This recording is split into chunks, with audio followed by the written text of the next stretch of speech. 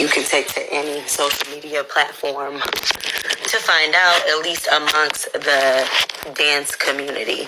And the only reason why I'm going live is because I saw myself mentioned a couple times, as well as I took part in the chat, just because, you know, the chat is open.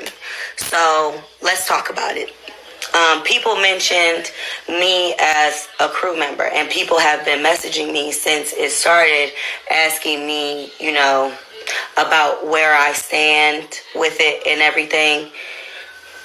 And here's the thing. Will's in here. Hey, Will. And I will say, everybody who knows me knows that I have been dancing with and training with, in the bunker with Trump. Shut up. Everybody knows that I have been training with and dancing with her for the last 3 years that I've been in LA. And in that 3 years, she became my friend, and she became my friend, and she became like a sister to me. And nothing pointed to signs that she wasn't my friend, or that she wasn't my sister, or that she didn't see me as a black girl. The fact of the matter is, when this situation occurred, you know, the others would say the N-word too when we're all together. The fact of the matter is, she never came out her face like that at me. And the whole talk of anything that we were doing this for was for accountability, right? That's what this talk was about. All of us taking accountability. And here's the fact of the matter. If somebody is really my homie, I'm always the first one to tell them when they're fucking wrong. The same way I expect all my friends to tell me when I'm fucking wrong, or, you know, just steer me in the right direction at all times. And, you know, the thing about it is, I would hear that they say it. I can say that nobody ever said it around me, or at least I didn't hear it. And call it what you want. I didn't want to hear it, or I wasn't there. I can't recall, because everybody who knows me knows what I'm about and knows to come correct around me. The reason why I'm saying that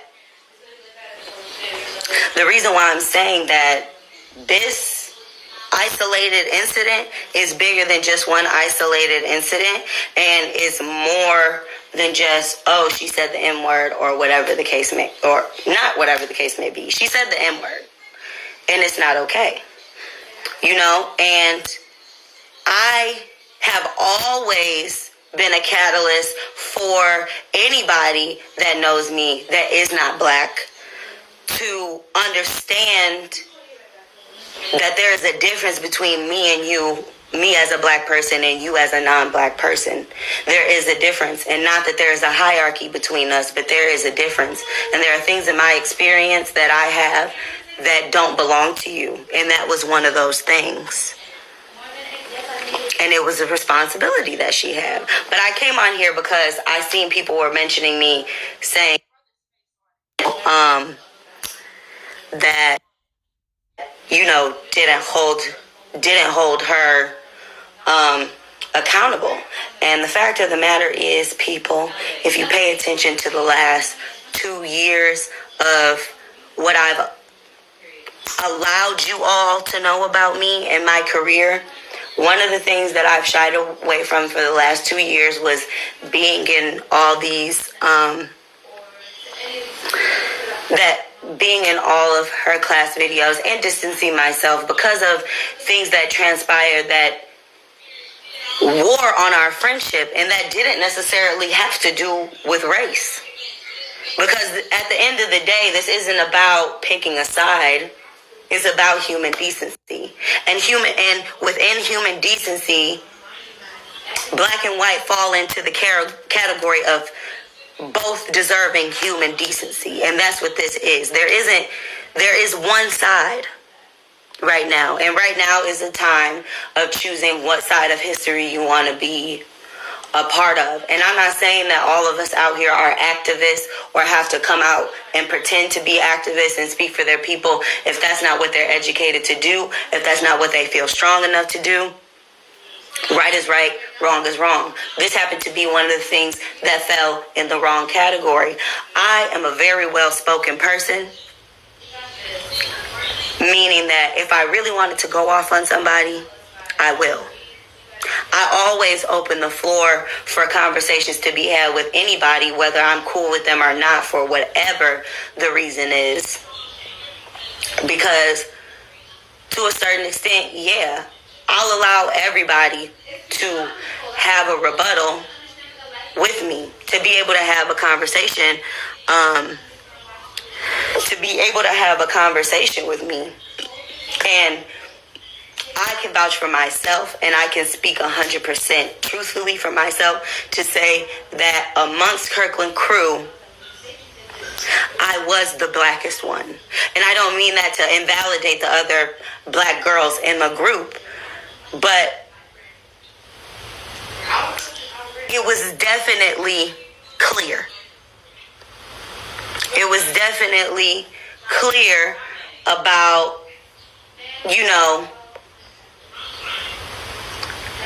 just who people would feel that freedom to step to people a certain way. People will always step to you how they feel they're able to.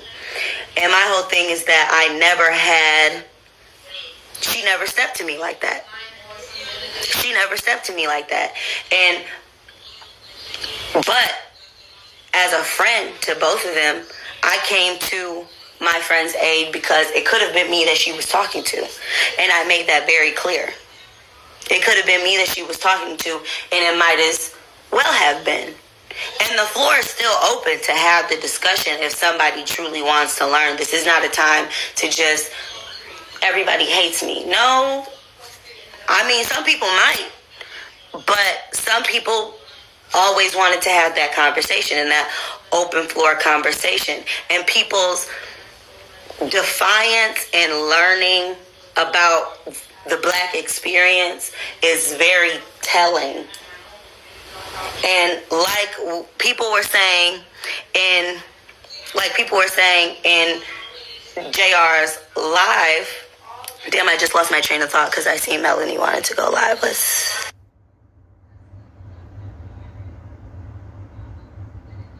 do it.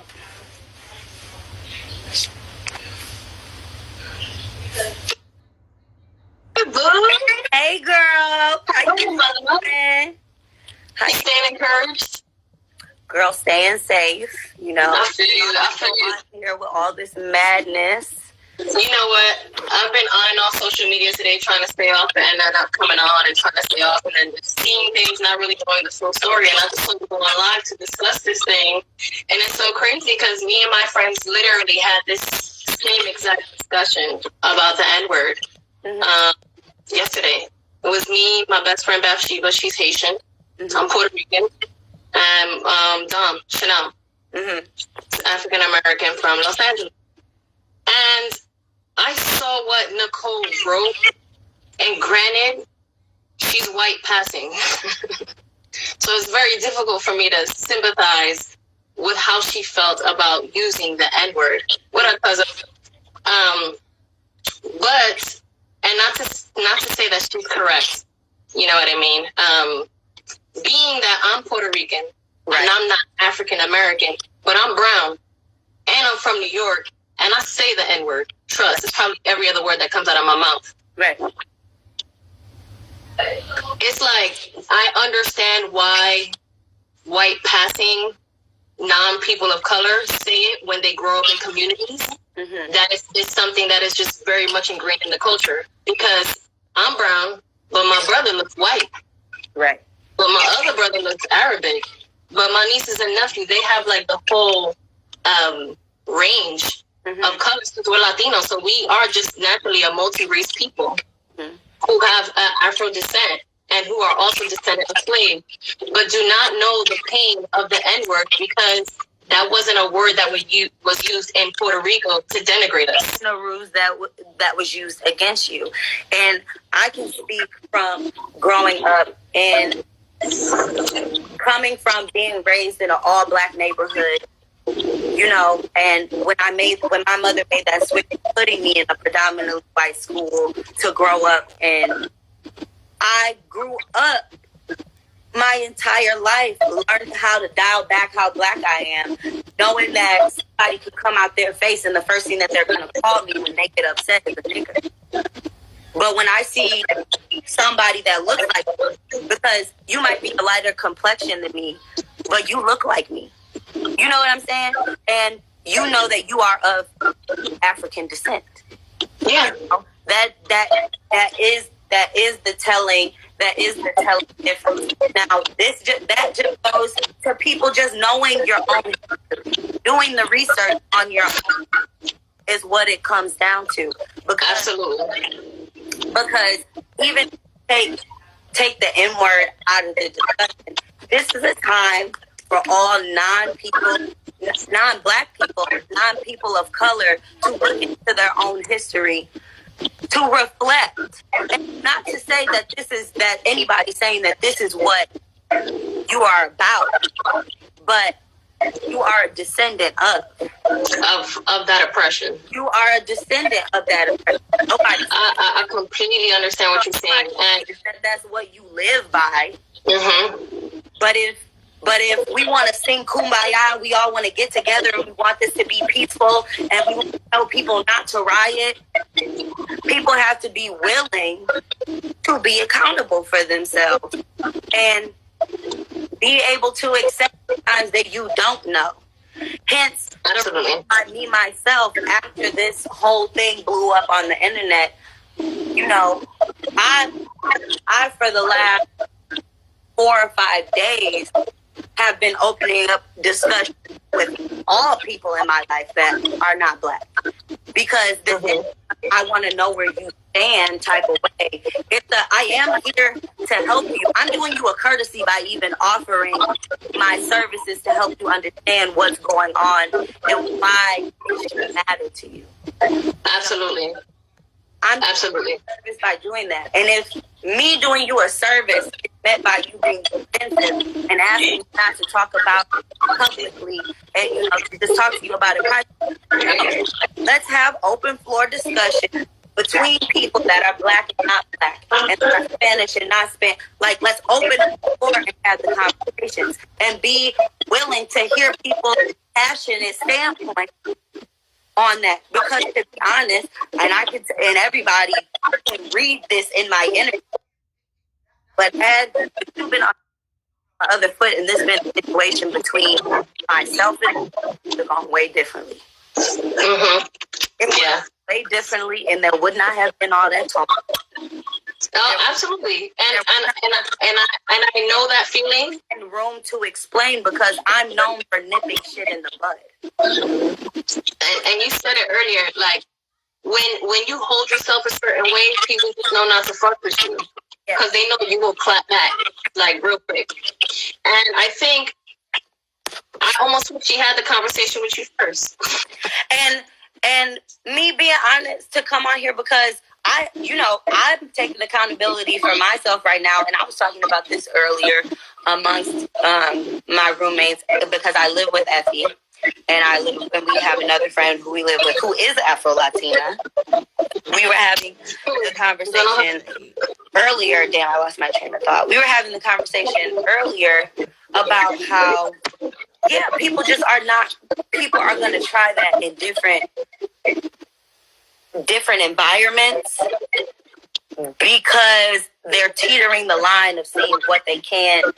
Okay, who's the type of nigga I can't say nigga around? Who's the type of nigga I gotta be with? Exactly. And my thing is, I went live because so many people were asking me about it and asking if I knew about it and asking, and I can say that I have been the person to know, not overlook, but be the person to say, no, let's talk about it. Because you truly don't want me to react the way I really want to react. Yeah, Or the way absolutely. that I could react. I'm trying to go through a whole process of higher being and being rooted in love when that's not what I want to do right now.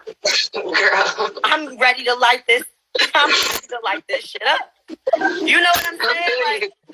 I feel you.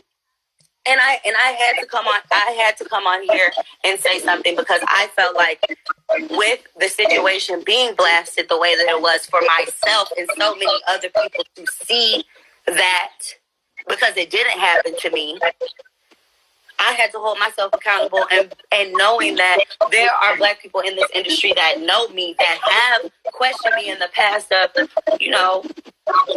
I didn't know, people have said to me in the past, I wouldn't expect you to hang with Nicole Kirkland. And, me not knowing their experience and not being the type of person that is going to attach myself to somebody else's experience,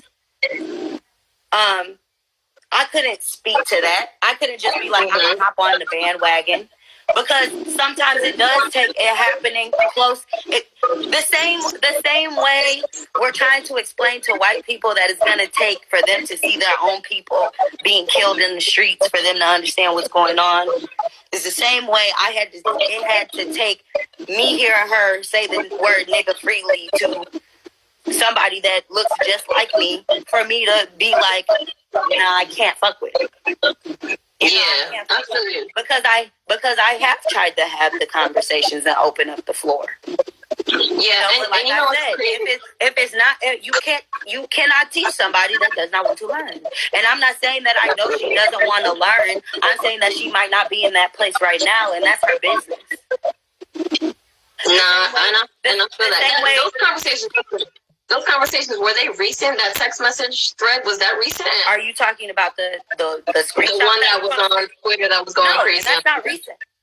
That's like a year old or something? Yeah. I think I said that. Yeah, that's like a year old. So, yeah, I can't speak to them reconciling and, them saying that, her feeling like, it was done or whatever. I said my piece on that once I seen it because I'll actually say it because I posted it to my Twitter as well because I've had an overwhelming amount of people talking to me about it. Reach out to you.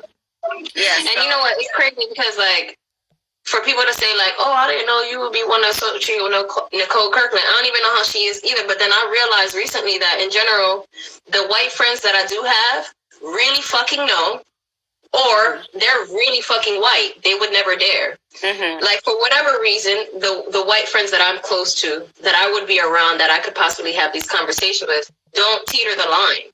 So sometimes, even during this whole situation, I was like, I want to talk to the white people that teeter the line because I don't know them. Right. You know what I mean? So I think it's interesting that this comes up because it's something very important to speak to, especially with a Nicole Kirkland, that she has such a large platform. And I think what Nicole misses, and I remember speaking to my girl Luce about this, is that because she's white passing, no matter if she has Cuban roots or so on and so forth, and because she has a very big platform, when she says it or people know that she say it, it's going to give the idea that other white people can say it. Right. And they also specifically not knowing that history, especially that the history is not taught in schools. I didn't even learn this until I went to college and I minored in Africana Studies. Right. If you're not really trying to learn and be cognizant of these things so that you can have the sensitivity to approach these subjects, then just, you know what I'm saying? Yeah. So what I had said was, and the thing that people don't understand about me is that where I come from is way different than this LA dance industry bullshit. Everybody gotta be nice because everybody want to keep their job. I don't have to be nice. I don't need nobody's fucking money. I don't need anybody's fucking help because I'm that rooted in myself and in my purpose to know that I'm gonna get where I need to go. And if I feel wronged by somebody, it's my God-given right on this earth to feel the way that I feel, regardless of if that person is sorry or not. You know what I mean? So what I had said was, and I don't come from being the type of person. I have not always been the type of person to want to talk it out with anybody or want to give somebody a lengthy explanation or give somebody a history lesson or have to explain to somebody why they're wrong. I just believe that you're fucking wrong. And leave it up to you to figure it out. But obviously the time has passed for that. So what I said, because obviously the message was blasted, and in return, in the Kirkland Crew group chat, which my number is still in, she sent a voice memo apology, and I can't lie to you and say that I felt that apology. You know what I mean? I can't sit up here and lie and say that.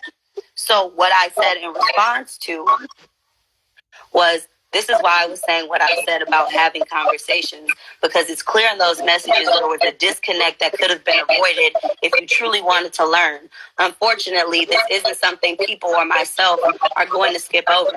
And I personally don't need your apology because you haven't wronged me. I understand you thought you were cool. I can't speak to what went on between you guys. But for me, you might as well have been talking to me or any other black girl in this group, or the ones that are no longer in these messages. That's how it feels. It shouldn't take it being blasted for us to see, for you to be sorry, because it shouldn't have happened in the first place. You had a responsibility there, and you treated it with no regard, whether you thought it was reconciled or not. That's the reason why it haunts you. You and everybody that's not black in this message, even the ones that are black, take a look in the mirror and be accountable, because it's telling how many of you haven't said anything to me with everything that's going on. And I'm not here to teach the masses, but this is directly affecting me, a so-called friend of some of you. This isn't the time to rush to apologize or be Black Lives Mattering on the internet to death to cover your ass. Speak with your own voice. Educate yourselves. Hold yourself accountable before somebody else does. This is about practicing everything you think or say you're about, and not waiting to the last minute to be overwhelmed because you had no idea. You know what I'm saying? Yeah, that you had no idea, like, just... You know, you had no idea is so crazy, because to me, if it were me and the shoe were on the other foot, and I thought everything was okay, but something still wasn't sitting right with me, I probably would want to talk about it some more. You know what I mean? There's always a lot of silence in the group chat, and I personally didn't expect anybody to respond, because quite frankly, whenever I say anything of true substance, speaking especially right now about what's going on, nobody really has anything to say. A few people have, and they know who they are, and I don't need to call anybody out by name right now, because as people can see, we have no problem airing this bitch out. Okay? I don't have to call anybody out by name, so everybody out there knows what they're doing. They know what they're turning a blind eye to, what they don't want to engage in for sake of saving face and not feeling like they're picking a side. This is not about picking a side. This is about not being fucking stupid or acting like you are not an able-bodied person. Absolutely. And I think what ends up happening a lot is that they don't want to approach or broach these subjects because they like having the comfort of whatever freedom they have to attach themselves to the culture without being, looked down upon about it. And it's a problem. It's just a problem. I spoke about that as well. Like, this being an industry where we're taught to dilute how black we are, to conform to the list of requirements that these brands want and that these, the casting directors want and everything, diluting how black you are until they ask you, can we get somebody over here to shake some ass? That's what it feels like. I feel you because I'm number one code switch up in here, and I got like 5 different codes that I switch back and forth from because I belong to so many different diverse populations. So I understand what you're saying, and it's just really unfortunate because, granted, it's always a problem in the white community when they're want to tell you what is black, what is not black, how you need to be more black, how you need to be more less black. I think it's even a bigger problem in the black communities when they want to look down upon other people because they're like, oh, she ghetto, she this, she that. No, she's not. She's black. That's culture. Right. Her language. That's her upbringing. That's culture. Don't make her feel ignorant because of the way that she speaks or the way that she presents herself or ratchet or whatever the case may be. Like, right. It's a dual problem, but specifically you who are unventilated and you burn in the sun, you really need to shut the fuck up. Right. And bruh, it's a whole other conversation to have about, you know, because if you were in JR's live, you heard Gil talking about, you know, the people that do allow her to say it, also holding themselves accountable and being able to look back and see how that was detriment to me and my people. Perpetuating what's happening to us by rationalizing somebody who's not of who we are to, you know, play the part when they feel like it, or put, you know, they want to vibe. They want that type of vibe. Yeah. Like, and I feel that, and again, like, sometimes it's very difficult for me to navigate because I'm from New York and my brother looks white. My brother, every other word out his mouth is the N-word. But for whatever reason, it's very much acceptable out here. It's not a thing. But at the same token, people don't realize that the relationships that Blacks and Puerto Ricans have in New York, specifically being a part of the same neighborhoods, being a part of the same oppression, having to fight for the same rights continuously, like through leadership, union coalitions in their neighborhoods, like but the Bronx. again, like we said in the very beginning, this goes back to people being willing to teach themselves. It should not always be about the person that's getting poked with the stick to tell the person with the stick why it's wrong to poke me. Facts. It's not up to me all the time. Then it's more like a complicit ignorance. Yes, it's a complicit ignorance because people can read up on astrology.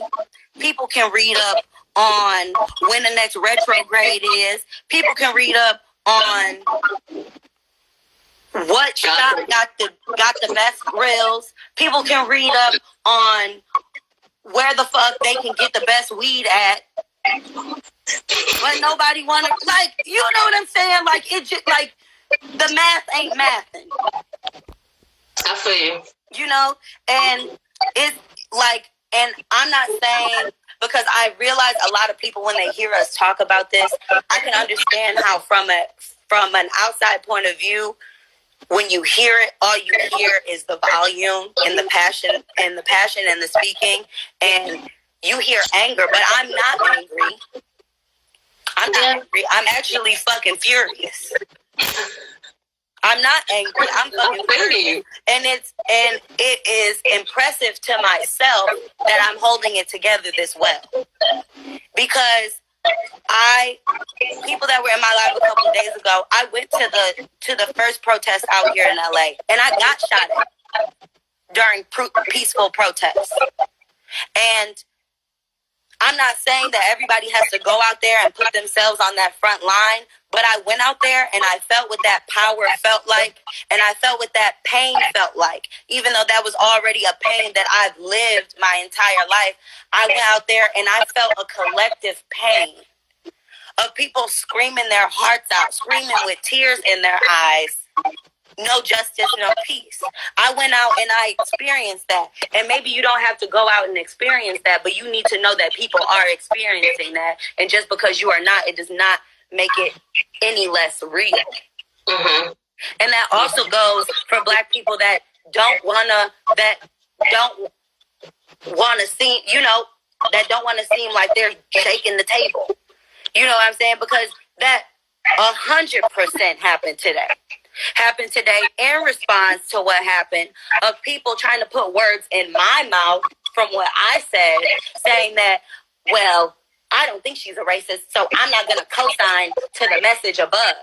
Bitch, I don't need a fucking cosigner. I don't. I said what I said. I didn't say it to say a cosigner. I said it to say my piece. I don't need anybody putting words in my mouth, because if I wanted to say that she was a racist, I would have said that. Of course. And I think that's one of the biggest issues, is that when you address a lot of white people about these things, everybody wants it to be this divide right now of the racist and the non-racist. No, this needs to be a divide of the ignorant and the willing to learn. Exactly. And you know what was crazy? Because we were looking at this article that Bossip wrote, where people were like canceling celebrities for saying things that were insensitive. But then you go to the celebrities' Twitter timeline and you realize that one insensitive thing was out of context, because there were a bunch of things that led up to it.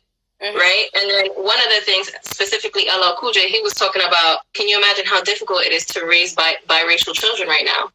Right. And granted, it would seem insensitive not giving the context, but there were a bunch of tweets that led to him answering that, because he had asked people who are raising biracial children, how do you explain this situation to your biracial children? That I'm sure a lot of people who are biracial teeter that line, and that's a very uncomfortable subject. That even, like I said, myself, that's an uncomfortable subject for me, because some of my nieces look white and some of my nieces are black. Right. You get what I'm saying? That's uncomfortable for me, and I'm you know what I'm saying? So now they want to hear and cancel. When I was looking at his tweets, he was making a really big point about implicit bias. Mm-hmm. And I think that's one of the biggest things that we have to tackle, is that we all have implicit biases in general. We have implicit biases against white people. They have implicit biases about black people. There are implicit biases about every stroke, every color of the rainbow.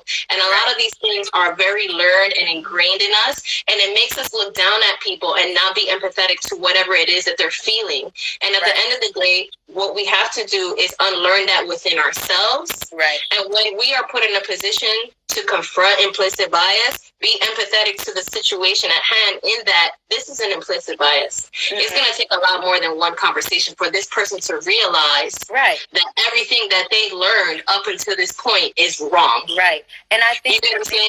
Yes. And I think the biggest thing, at least here within the dance community, is I noticed that a lot of like dancers and people that are in this business in general, the music industry, at the sign of one disagreement, they swear that they hate you. And there's nothing, they swear that you hate them. And this doesn't even have to do with race. This goes with everything across the board. People see one sign of disagreement and they run for the hills and they run from the conversation, when that is the bottom line, like the bottom line problem. And that I keep shouting is that nobody really wants to talk about it, because people are not ready to hear what it is that they do wrong. And like right now with the curfews being enforced and everything, I looked at it as, because people can go on my page and see that I posted something saying burn all this shit down, you know. Mm-hmm. And saying that I went to a peaceful protest and I went there and I marched for the right reasons, and I still was met with violence, you know. And after seeing like the way this country is literally going up in flames in front of all of our eyes and in front of the rest of the world's eyes under our lens, like it stops me in my tracks every time. Like I talk about it, because it's like, we're not going to get anywhere. And now we're forced to talk about it. We're forced to talk about it because now we do have to go to the drawing board and figure out how we're going to move around the boundaries of which the law abuses us, and find the loopholes and found the safe tactics, apart from rioting and looting and all that, because I'm not going to say that I'm for looting, but I'm not going to say I'm against it either. Like, people out here are hungry, dying. They can't eat. People can't pay their bills. People are wondering what's going to happen when rent relief is over. It's more than just this isolated situation that is stemming from the dance community finding out that Nicole said the N-word, which, honestly, if I'm even being honest with myself, should not have been a surprise to me. Thank you. If I'm being honest with myself, it should not have been a surprise to me, even though it didn't make it any less hurtful when I heard it. Because I was raised to never let anybody that is not black use that word around me. Because it's just not right. And I could talk myself in circles all day because there's a lot of shit that needs to be said that we just gonna have to spread these conversations out, because to really blow up what a lot of these people are doing right in front of our eyes, or what a lot of our so-called friends or people that come in. Girl, I know you did not just ask me that. Get out of here. Yes. Get out of here. My phone finna die. Yes. I'm like, I know you did not just ask me that question. But I'm trying to read these comments, girl. Me too, and I'm finna die. But I see most people are like really bringing up the whole Nicole situation and this gaming culture. Like, I came on here for the people that are just getting in here and getting into what we're talking about. This wasn't for me to come on here and rehash it out and bring more fuel to the fire that's already there. But at least for people asking me, and this being a time where, we should all be expected to use our voices if we can, if we're not coming from a place of anger or hatred. And I'm not coming from that place. So I came on here to say my piece because people wanted to hear my take on what's happening because of how vocal I've always been. So that's why I came here. So it wasn't to say, if you want to find out what she said, what I'm telling you is go and read this shit for yourself. Yeah, for sure. I'm seeing a few comments real quick about like her thinking that she's Afro-Cuban. Let's talk a little bit about race for 2 seconds before my phone dies. But I need everybody to understand that race is a social construct. They literally decided that they want to label people and designate them by race and define people by race. And race is a social construct because I'm one marriage away from my children looking like a different race. Right. My grandfather looked like you. You get what I'm saying? Like, so people used race to then create a white supremacy, and then they used race to denigrate people of color, right? And granted, the race issues are still much prevalent, and that is what we are fighting, are the race issues. But you can't sit there and say she's not Afro-Cuban, because she could well have Afro descent and just be white passing. So let's clarify that. Everybody want to target her and say, I can't believe she thinks she Afro-Cuban, because a lot of people don't really understand the Latino culture. And like I said, I have siblings that are white as fuck, and here I am, I'm brown as fuck. My mother's yellow, my father was white, my grandfather's black, my niece is black. You get what I'm saying? So just understand that it's a much more convoluted thing in terms of in the Latino culture, race, and we have our own racist issues. We have our own colorist issues. Melanie, I just want to pause you for 1 second. I'm just saying, like, don't deny that part, but it also does not excuse. Yes. Because of her platform and the fact that she is white passing, and she needs to also take that into consideration, being a part of a dance culture that is based in Black culture and not really having the idea and the knowledge behind the negativity of that word. Right. That's my issue with her using the word in general. But I do just want to say that she said it out of her own mouth that she's not Afro-Latina. She said it out of her own mouth. So why she say she's Cuban then? I'm confused. I just wanted to clarify. If she's saying no, she's not Afro-Latina, then why you say it?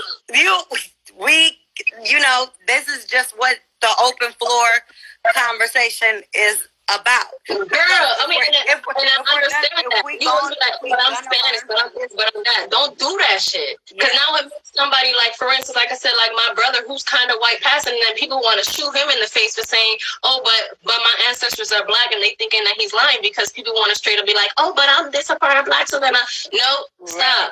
Stop that shit. You got a platform. You have a platform. You got, girl, you translucent. You got red hair and green eyes. Like, you have to understand the importance of your words in your platform and what you look like and the sensitivity of this topic in this time specifically and in general. In general. And that's really it. That's really it. Having accountability and just having that type of knowledge and that sensitivity in general is really what the bigger issue is. Right. Well, girl. This is a conversation. Give the kids something to talk about. Well, go charge your phone, girl, and we will talk another time.